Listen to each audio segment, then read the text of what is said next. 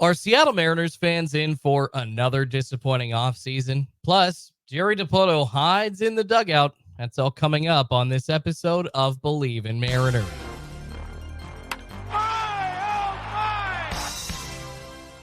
What is up, sports fans? What is up, Seattle Mariners fans? Well, we've heard from Mariners owner John Stanton and team president Jerry Dipoto now on what offseason plans are for this team. And, well, it doesn't seem much different than a year ago. I know the last thing that Mariners fans want to hear is that, well, the philosophy is going to stay the same. We're pretty much going to stay the course. The ship that we have been sailing through icebergs and really crappy performances is the same one that we're going to be going with going forward. I get it. That's the last thing Mariners fans want to hear, but unfortunately, it kind of seems like that's where we're going. But that is where we're going, and I'm here to break it all down. Jordon Schultz, more affectionately known as Schultzy, a Pacific Northwest talk show host, sitting in with you, trying to make sense of what the Seattle Mariners will be doing over the next few months after making the playoffs, as well, really, as once again relaying my disappointment with the hubris. The hubris of all the guys at the top running the Seattle Mariners organization. So very frustrated, as you know by now. The Mariners finishing the season with an 85-77 record, a 52.5% winning percentage, by the way. So not close enough to what Dipoto hopes for with that 54%, right? And heck, if you were the Houston Astros, I think they had 88 wins. That's about 54.5%. That would have won you the division. So, yeah, Jerry Dipoto, oh, yeah, you're right. You know all, right? You absolutely know with the 54%. You savant, you. But no, the Mariners, 85-77, that record was not good enough to get them into the playoffs. And throughout the final weekend of the regular season, we were all kind of wondering, like, well, are we going to hear from the Mariners brass? Are we going to hear from team owner John Stanton? Are we going to hear from President Jerry Dipoto? Well, we did. We heard from team president Jerry Dipoto, but just kind of in a, like, faux end of the season, like, press conference for the media, not really the full media, just whoever happened to be available on, on the field on Saturday when that game was getting ready to get going against Oakland. So basically game 161 presser, impromptu, according to Ryan Divish, who said this on Puck Sports on YouTube. It was about 15 minutes before the press conference started that the media was notified that it was going to be happening, that Jerry Dipoto would be coming down and talking to the media. So very frustrated, but that is what we got. So we hear from Jerry Dipoto and his vision and what he thinks the best way the Mariners succeeding is going forward. Of course, it wasn't quite what we wanted to hear. Are we surprised? I guess not. I mean, it's still rage-inducing, though, right? Like, it pisses me off. Like, I'm sitting here. This has been a really hard season to be a Seattle Mariners fan. It's been a really hard season. I mean, trying to start a podcast with him here in the last month, probably not the best time to do so, but trying to anyways, especially, right as they're firing their manager in the midst of just turmoil. And it seems like, once again, quote from Ryan Divish of the Seattle Times on with Puck Sports, saying it just wasn't really fun covering the team, this year. You could kind of feel the tension coming from the clubhouse, and it really moved down into the media as they were covering the team too. So just not really a great environment. And I don't know, so maybe a press conference at the end of the season wasn't necessarily the best thing, because then you'd have to have everybody come back and you would have to host everybody again. I don't know. So maybe not doing that is okay. You kind of understand, like, if they don't make the playoffs, just wrapping it up here before 162 and letting everybody go about their business, I think it is a decent way to do it. But I do think that fans deserve, to have some of their questions heard by Jerry Dipoto. And I do think that owner John Stanton, who we'll get to as well, he had some comments that basically were made to the Seattle Times back in June, I think either to Ryan Divish or Adam Jude, but they were not released until a September 30th article that they both wrote, which was amazing.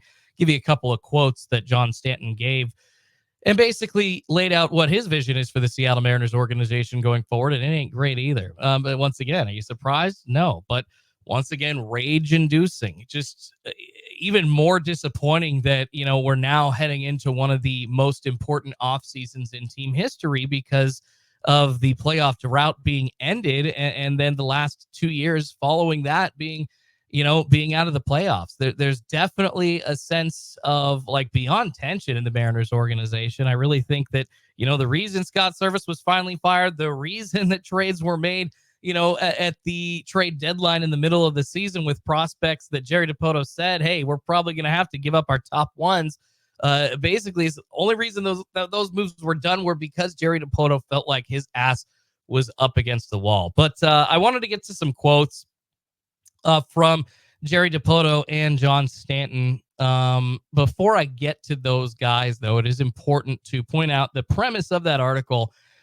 The Seattle Times put out on September 30th, once again, by Ryan Divish and Adam Jew. They are just awesome. Love reading their work. It was a spot-on article. The premise basically reveals, though, exactly why the Mariners are scared to spend money in free agency, which is something that we all have a major issue with as fans, at least on hitters.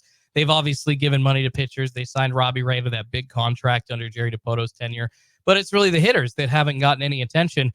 Mitch Garver with that 2-year, $24 million bag last offseason has been the biggest hitting contract ever that the Mariners have signed in free agency under the Jerry Dipoto regime.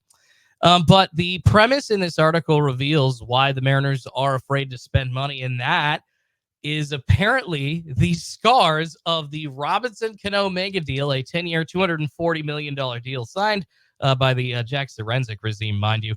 But that deal basically scared the Mariners away from spending in free agency because of how that ended up basically biting them in the ass in their minds. And this was a really great tweet put out by Marine Layer Pod. Robinson Cano, of course, he was suspended for steroids, and that ended up being one of the major reasons that he was traded. But in his 4.5 seasons in Seattle, he was very productive. And here's this tweet by Marine Layer Pod. Robinson Cano in Seattle, OPS of 826, OPS plus of 129, 3 All-Star games, 2 top 10 MVP finishes, major reason Nelson Cruz ever signed here, traded in a package for an eventual blue chip prospect with nearly all of his money dumped. How exactly are these scars? And that's a great question to ask by Marine Layer Pod. And frankly, I agree with every single point. I do concede that giving Edwin Diaz up to make that deal happen, sucks. And in the long term, seeing him, as an elite closer succeed in New York, even after needing Tommy John surgery or injuring his ankle, in the World Baseball Classic. There's obviously like hindsight here saying like, oh yeah, Edwin would have been great to keep, but I think we knew that at the time. I just don't think I ever would have wanted to give Edwin Diaz up, but that's probably the only negative of Robinson Cano's time in Seattle. I would say the fact that they were able to get rid of most of his contract in that trade with the New York Mets. They were able to get a pretty big prospect in return. And yeah, they ended up trading Kelnick for a money dump, but because the way that they run their organization is just cheap. But the point is that Robinson Cano really was not an albatross when he was with Seattle. His contract at the time, a $24 million a year mega deal, was cheap. I mean, seriously, if you're saying as a Seattle Mariners organization, you're scared about spending $240 million over 10 years, yeah, that this team ain't ever going to be in on guys like Juan Soto. They're never going to be in on guys like Shohei Ohtani because they just can't fathom spending that kind of money. And apparently even having to get rid of that much money off the books is something that, the Mariners front office can't stomach, which I think is ridiculous. So just really, guys, really Seattle Mariners, like, God, I cannot believe my favorite team is run by a bunch of dudes full of hubris and strategery planning that they think is better than everybody else's. It's just absolutely insane. All right, let's get to these quotes, though, from Jerry Dipoto and John Stanton. Really good stuff from basically all kinds of news outlets. The Seattle Times, MLB.com, the Tacoma News Tribune. Basically, whoever was there when Jerry Dipoto gave this impromptu press conference were the ones that put all this out.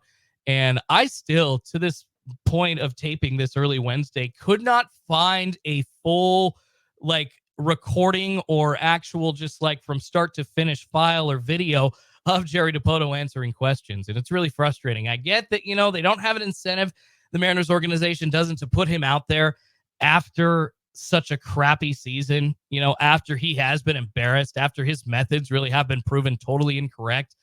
signing guys like Luis Arias and Tommy La Stella and AJ Pollock and, replaying that plan over and over and over and it not working. Yeah, I get that maybe they're a little bit embarrassed by that, but good God, folks. This is getting to the point of looking like the Mariners are just hiding from any kind of responsibility or taking any kind of blame publicly or facing any hard questions. And I'm not saying like it's like Ryan Divish's job to ask hard questions, because those guys, that really, to his credit, he said this on Puck Sports as well, talking about how those guys are really there, not just him, but any reporter is there to get quotes for their story. But that's not really, I think, what we're asking of these guys. I think what we want is, maybe like some of the media to be more notified in advance of a press conference so more people can be there, like myself or like a couple of other of these really big podcasts like Marine Layer Pod. I'm sure they're there almost all the time, if not all the time. But like,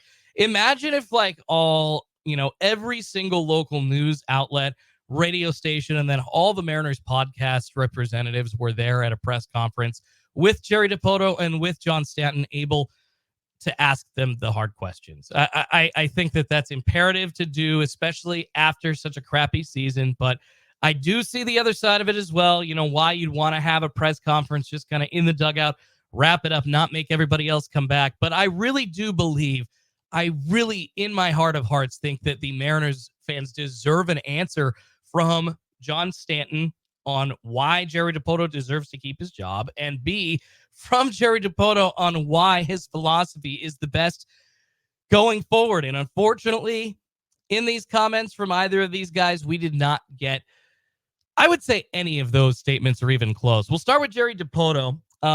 First, this is a quote from MLB.com. Basically said, "We've put a good team on the field for 4 consecutive years. We've talked about creating a sustainable roster. We're just having a tough time figuring out how to climb the wall from a good team to a very good team or a great team. And that's going to be our challenge this offseason. It's frustrating going home. I think in many ways, I could look at teams that are in, and we believe we're as good or better than those teams. And in some ways, we've performed better than those teams." All right, before I get to a couple more of his comments, react to that first part. That's ridiculous. I do not. I'm sorry. But the Mariners, as I was just talking about on my last episode of Bleav In Mariners, the Mariners roster literally is not constructed like other teams.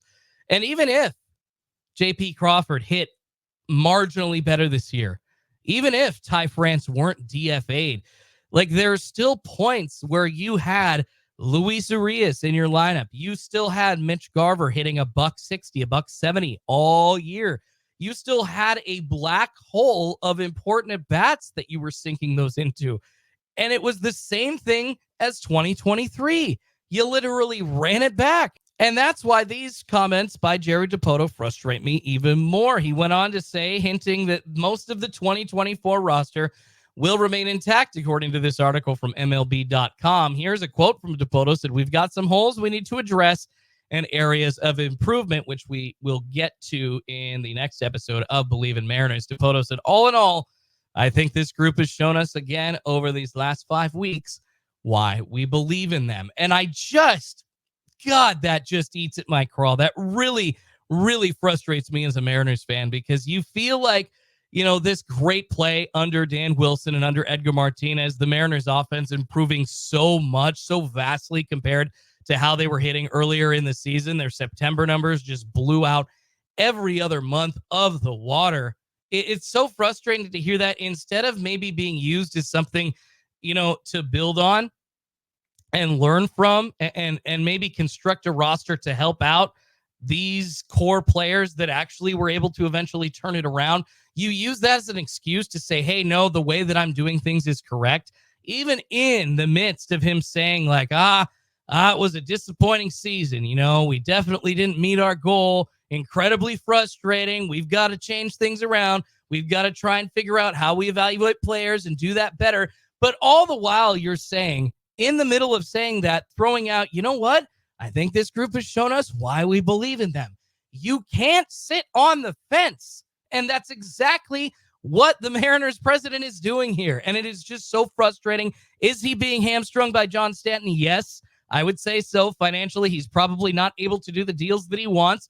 And we've heard from many different sources now that Scott Servais, former Mariners manager, was not able to get the roster of guys that he wanted. Basically, last season made or last offseason making the statement. It was a pretty widely circulated quote that we've got to deal with the hand that we're dealt. That means he's not even getting what he wants.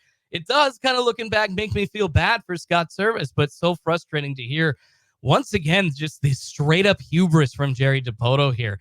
One other actually two big points of contention here amongst Mariners fans were what Jerry Dipoto was going to do, about trying to acquire talent hitting-wise, since they don't want to spend money in free agency, as we're about to hear from John Stanton.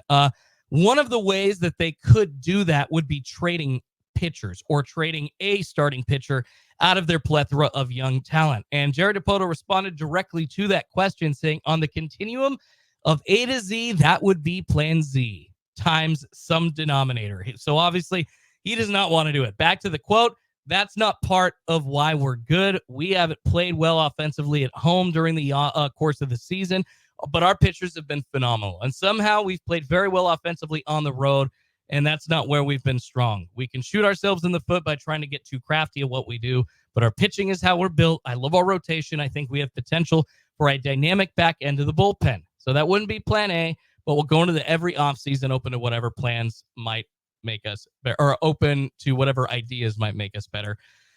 Pretty frustrating to hear that too. Like, I get that this is a really good spot on your team that you can lean on, and you're building essentially around your pitching. Jerry Dipoto has obviously made it clear that that's what his priority is as Seattle Mariners general manager and president.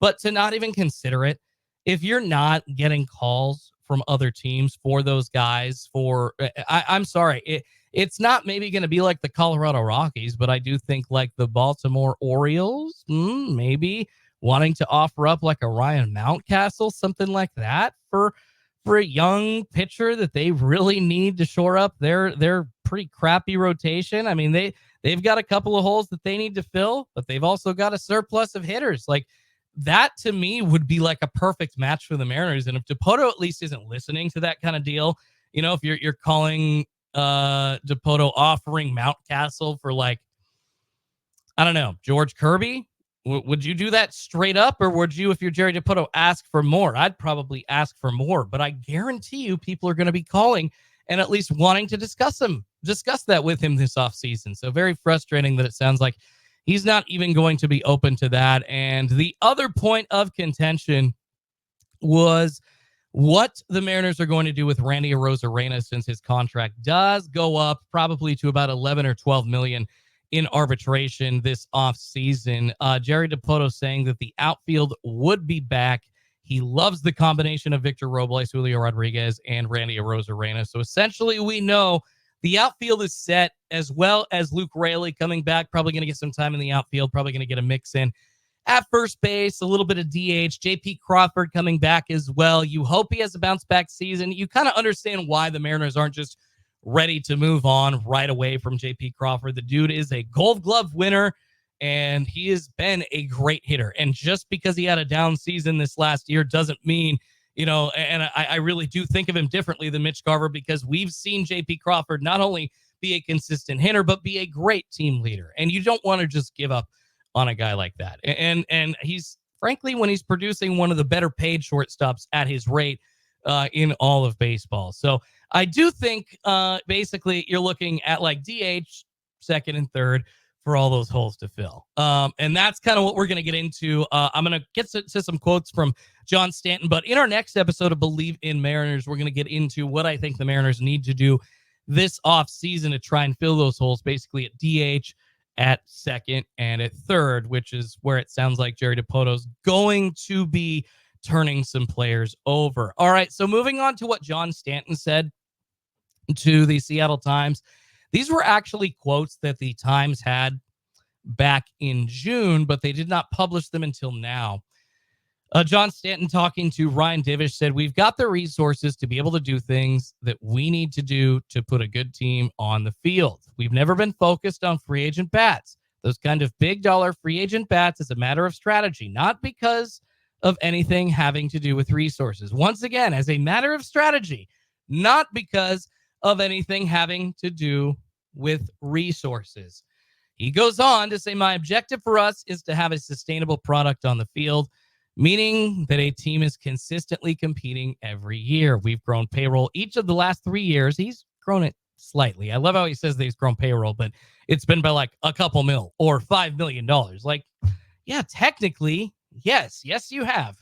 Great. We're dealing with that kind of person. Awesome. Like, oh, technically, I gave you a 50-cent raise. That's a raise. You better enjoy it. To finish the quote off, we've grown payroll each of the last 3 years, maybe not as much as you would like us to, but we all deal with constraints, right? But we are doing everything we can to put a competitive product on the field. Bullsh! That's absolute bullsh. I do not believe that. That is a complete lie. They only spend 40% of their profits on salary. They do not spend $1 more than that. They've got a very specific number in their mind out of their budget what they want to spend on salary every single year. That's ridiculous. And as far as the constraints that he says that we all deal with, isn't John Stanton a billionaire? I don't care if he's like only got $1 billion and he's a billionaire. He's not like a multiple hundreds of billions of dollars like Elon Musk is sitting on. But if you're a billionaire, you are different than most everybody in the world. You're one of like, 1,000 people or less that don't live by the constraints that we all do? I don't care if you own a baseball team. I don't care if you're struggling with an RSN and trying to claw on to a 20-year-old way of making money. It's just so frustrating that we are still seeing not only this owner thinking that his strategy is the best way to go forward, but believing, or at least telling us and trying to get us to believe that he deals with constraints and must operate the Mariners within the constraints. I get that everybody has got constraints, but not the constraints that he's been operating them at. Period, point blank. They make so much money hand over fist. I just hated seeing that quote. So all in all, I mean, if you want to wrap this all up in just a sentence or two, what you just heard, the Seattle Mariners want to run it back with most of the guys they've already got, sticking to their strategy of in-house development, even though they can't really develop hitters without Edgar Martinez in the building. Also, while refusing to trade away a surplus to fill a need, and finally not wanting to spend cash on big bats because it's not their strategy. Did I miss any of that? Wow, it sucks to be a Mariners fan this week. All right, so we've got to get out of here. We're going to save our Mariners offseason plans for our next episode of Bleav in Mariners. Excited to get to what I think the Mariners can do to try to make their team better. Obviously, what they can do within the restraints that they are dealing with, or at least that Jerry Dipoto is dealing with under owner John Stanton. But make sure you do give the podcast a 5-star rating if you're listening on iTunes or Spotify. Would really help the podcast if you do. Also, give us a follow. It's totally free. And if you hate the podcast, eventually you can just give us an unfollow. So doesn't really matter. Helps us out tremendously. If you're on YouTube watching our Bleav in Mariners channel, please hit that subscribe button. You subscribe to the Bleav in Mariners channel, hit the like button, and leave a comment on the video about what I said about the Mariners ownership and general manager's plans today. If you think I'm crazy, I want to hear why. And also, if you're a former Seattle Mariners player still looking for a media opportunity, or you know a former Mariners player that's looking for a media opportunity, reach out to me, reach out to Bleav. We'll get in touch and try to make it happen for you. I'm definitely looking for a former Mariners player to come on the show as a co-host. Really would love to have that perspective that I just cannot offer. But thank you so much for listening, Mariners fans. Stay safe and keep those tridents up. See you soon.